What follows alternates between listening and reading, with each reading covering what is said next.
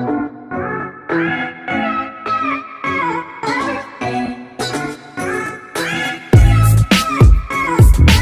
Friends, आप सभी का स्वागत करते हैं आपके और अपने YouTube channel friends history group में। तो आज दोस्तों, आज के इस वीडियो में हम भौतिक विज्ञान के कुछ इकाइयों के बारे में जानने वाले हैं। भौतिक विज्ञान की कुछ इकाइयों के बारे में बात करें तो आखिर में भौतिक विज्ञान विज्ञान सबसे पहली परिभाषा हम पढ़ते हैं विज्ञान को। आखिर में विज्ञान कहते किसे हैं? एक परिभाषा है जिसके अंतर्गत मैं आप सभी को समझाना चाहता हूँ विज्ञान कहते किसे हैं। विज्ञान किसी भी वस्तु के सुसंगठित, सुव्यवस्थित एवं क्रमबद्ध ज्ञान को ही विज्ञान कहते हैं।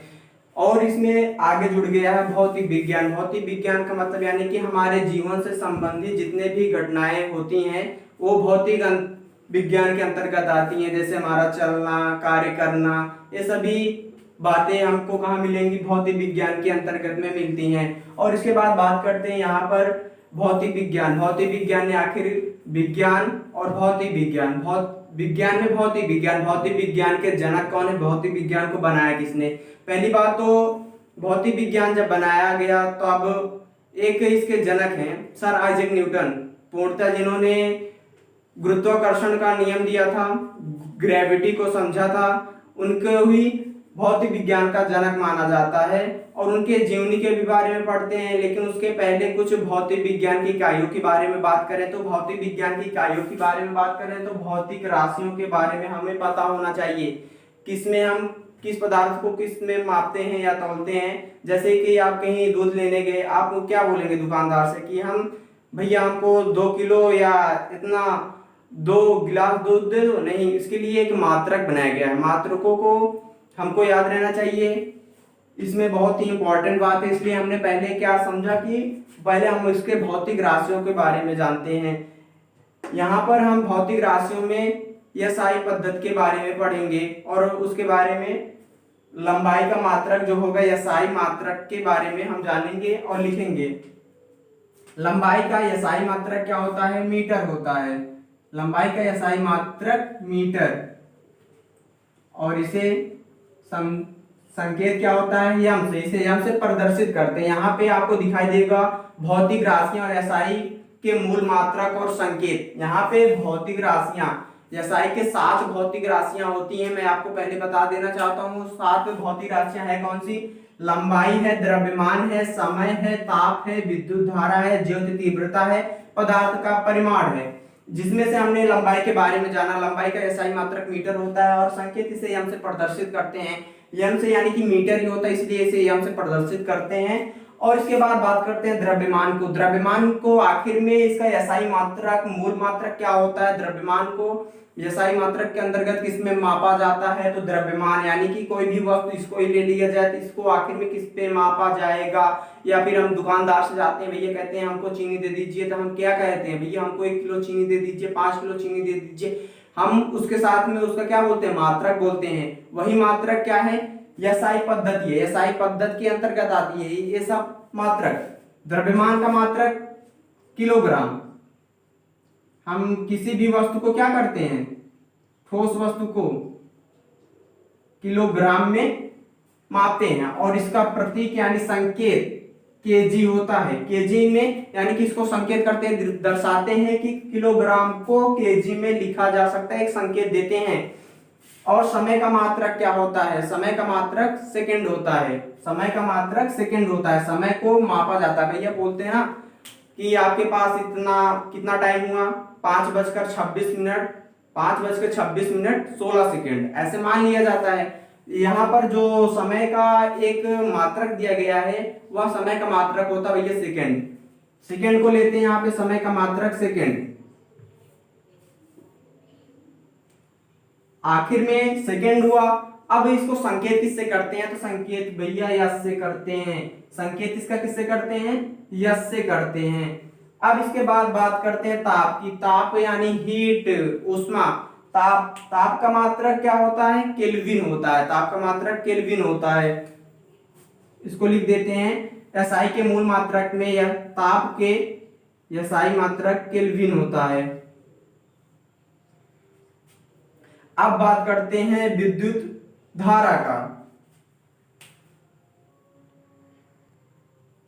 विद्युत धारा से पहले जानेंगे केल्विन के संकेत क्या है। तो केल्विन को कैसे प्रदर्शित या संकेत के होता है विद्युत धारा। विद्युत धारा का एसआई मात्रक क्या होता है। विद्युत धारा को मापा किस में जाता है, विद्युत धारा को एम्पियर में मापा जाता है। विद्युत धारा को एम्पियर में मापा जाता है।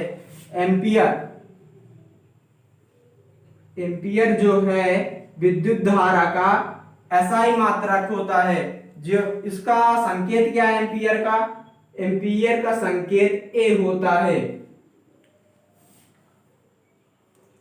और ज्योत तीव्रता की बात करें तो ज्योत तीव्रता का एसआई मात्रक क्या होता है, ज्योत तीव्रता का एसआई मात्रक कैंडिला होता है।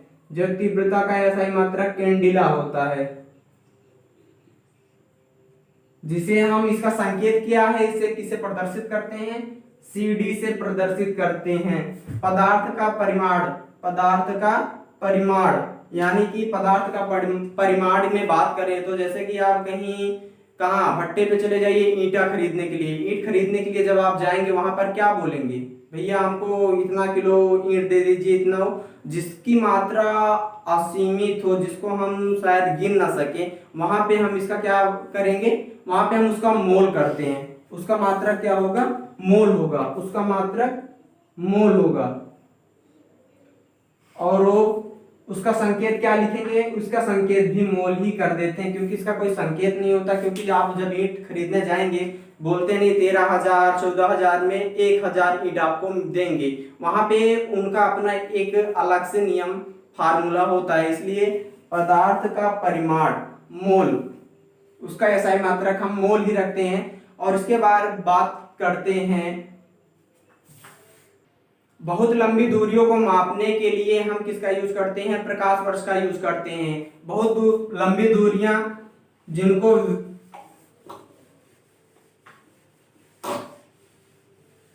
अत्यधिक दूरी के लिए हम किसका प्रयोग करते हैं, प्रकाश वर्ष का प्रयोग करते हैं। एक प्रकाश वर्ष बराबर होता है, एक प्रकाश वर्ष बराबर, एक प्रकाश वर्ष बराबर होता है 4.96 गुणे 10 की घात 15, 4.96 गुणे 10 की घात 15 मीटर।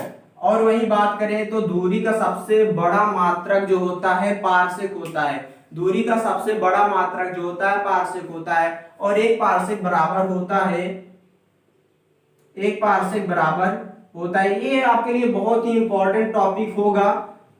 एक पारसेक बराबर होता है 3.08 गुणे 10 की घात 16 मीटर, गुणे 10 की घात 16 मीटर होता है एक पारसेक बराबर, जो कि दूरी का सबसे बड़ा मात्रक पारसेक होता है। अब इसके बाद बात करते हैं, आपको मैंने शुरू में ही बता दिया था कि भौतिक विज्ञान के जनक किसके, भौतिक विज्ञान के जनक कौन है, सर आइजैक न्यूटन भौतिक विज्ञान के जनक हैं। लेकिन आधुनिक जब बोला जाता है आधुनिक भौतिक विज्ञान के जनक कौन है, तब अल्बर्ट आइंस्टीन को, अल्बर्ट आइंस्टीन जी को भौतिक विज्ञान का जनक भी कहा जाता है, उनको भी कहा जाता है। इसलिए उनको भी कहा जाता है भौतिक विज्ञान का जनक, क्योंकि उन्होंने भी अपना सूत्र दिया था, जैसे कि E बराबर mc का स्क्वायर। इसीलिए उनको सर अल्बर्ट आइंस्टीन को आधुनिक भौतिक विज्ञान का जनक कहा जाता है। अब लेकिन हम उनके बारे में बात ना करके हम बात करते हैं सर आइजैक न्यूटन के बारे में, जिनका जन्म 1642 में हुआ था, जिन्होंने इतिहास रचा, एक ऐसा इतिहास जिसके बारे में हम सब आज तक पढ़ते हैं। और शायद जब तक ये ब्रह्मांड समाप्त ना हो जाए तब तक इनका सूत्र और जो इनके द्वारा दिए गए नियम फार्मूला वो समाप्त नहीं होने वाले हैं। कुछ इनके बारे में बहुत सारी कहानियां भी हैं, जैसे कि इन्होंने गुरुत्वाकर्षण की खोज कैसे की, इसके बारे में जानते हैं पहले। बहुत ही अच्छी कहानी है, वीडियो के लास्ट तक जरूर बने रहिएगा। सर आइजैक न्यूटन का जन्म 1642 में ग्रैंथम के निकट उल्सथोर्प में हुआ था। ग्रैंथम के निकट उल्सथोर्प में हुआ था। विज्ञान में पढ़ाया इन्हें मूल एवं सिद्धांतवादी के रूप में जाना जाएगा और जाना जाता रहेगा।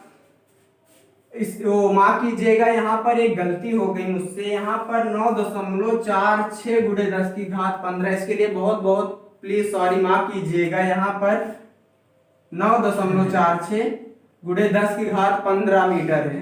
इसके लिए माफ कीजिएगा, बहुत बड़ी गलती हो गई, सो माफ कीजिएगा। और पार्श्व बराबर 3.0208 गुणे 10 की घात 16 मीटर होता है, सही है। बात कर रहे थे कि सर आइजैक न्यूटन का जन्म के बारे में। ओल्थोर्प में इनका जन्म हुआ था। इनका जन्म एक निर्धन कृषक परिवार में हुआ था। इनका मन पढ़ाई लिखाई में तो लगता था, लेकिन कृषक कार्य में नहीं लगता था। खेती बाड़ी का काम ये नहीं करना चाहते थे। और इनके पिताजी एक निर्धन गरीब किसान थे।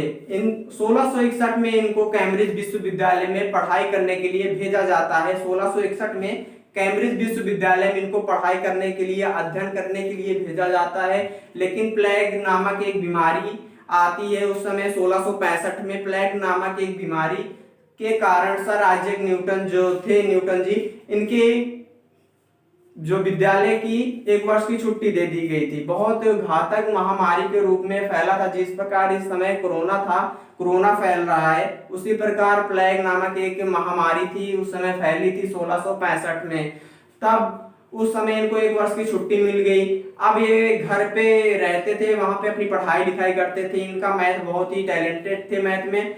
अब इनकी सोचते हुए एक दिन बैठे थे एक पेड़ के नीचे। वो पेड़ किसका था? सेब का था। एक कहानी आपने सुना होगा, पेड़ सब सेब के पेड़ के नीचे ये बैठे थे। तब उसी दौरान एक सेब इनके सिर पर आकर लगता है। उन्होंने सोचा कि फिर उन्होंने सेब को लिया और सोच में थे ही, उस सेब ने उनकी जिज्ञासा को और बढ़ा दिया और बढ़ावा दिया। उन्होंने उस सेब को लेकर जाके पूछा, सभी लोगों से पूछा। उन्होंने खुद ग्रेविटी के बारे में नहीं जानते थे, गुरुत्वाकर्षण के बारे में उतना अच्छे से नहीं जानते थे, लेकिन उन्होंने लोगों से पूछा, वहां के स्थानीय लोगों से पूछा, भैया आखिर में सेब हमारे ही ऊपर क्यों गिरा? ये तो ऊपर भी जा सकता था, ये तो ऊपर भी जा सकता था। लोगों ने कहा, यार तुम तो बहुत बेवकूफी वाला सवाल कर रहे हो। अब फल है तो जमीन पर ही गिरेगा ना, जमीन पर ही गिरेगा फल है तो। उन्होंने बोला नहीं, वो तो ऊपर भी तो जा सकता था, कहीं और भी जा सकता था, लेकिन मेरे ही ऊपर, आखिर में धरती पर ही कि जमीन पर ही क्यों गिरना है इसको?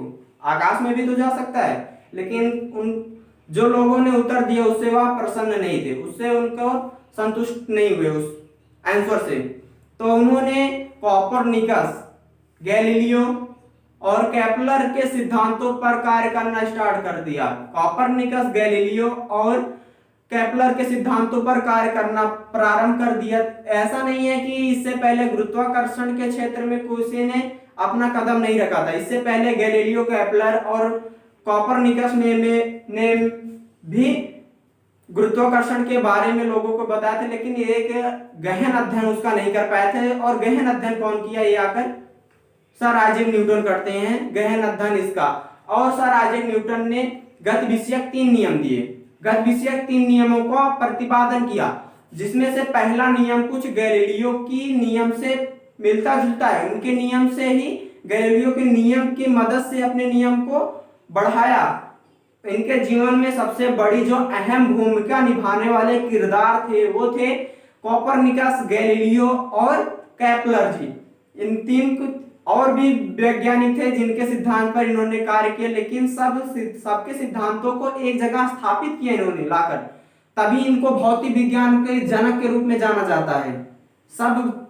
सबके सूत्रों को क्या किया? सबके सूत्रों का निगमन किया, अच्छे से उनका फिर अध्ययन किया। उसके बाद इन्होंने एक सूत्र का निर्माण कर दिया। इन्होंने 3 गति विषयक जो नियम दिए थे, पहला नियम बताना चाहूंगा। पहला नियम जो था, कोई भी वस्तु गतिमान या स्थिर अवस्था में तब तक बनी रहेगी जब तक कि उस पर बाह्य बल न लगाया जाए। जब तक कि उस पर बाह्य बल लगाकर उसमें कोई परिवर्तन न लाया जाए, तब तक वह वस्तु उसी। आप सर आइजैक न्यूटन के द्वितीय नियम की बात करें तो उस नियम के फार्मूले पर जाते हैं, जिससे F बराबर ma सूत्र का निर्माण होता है। F बराबर ma, यहाँ पर F का मतलब फोर्स यानी कि बल बराबर होता है m का मतलब पदार्थ और एक को त्वरण के रूप में लिया जा सकता है। एक त्वरण, पदार्थ और त्वरण के गुणनफल को ही क्या कहते हैं? बल कहते हैं। सर आइजैक न्यूटन ने अपने जो दूसरे नियम के अंतर्गत इसको बताया था। F बराबर ma के नियम अनुसार और तीसरा नियम जो इन्होंने प्रतिपादन किया था तीसरे नियम का अन्य वैज्ञानिकों की मदद से, वह नियम यह कहता है कि जब हम किसी वस्तु पर जब हम किसी दूसरी वस्तु पर उस पे बल लगाते हैं तो दूसरी वस्तु भी हमारे ऊपर उतनी ही बल लगाएगी जितना कि हम उसके ऊपर लगाते हैं। यह तीसरा नियम था किसका, न्यूटन के नियम में आता है। तो इस वीडियो को देखने के लिए आपको बहुत बहुत धन्यवाद। Please like and subscribe our YouTube channel.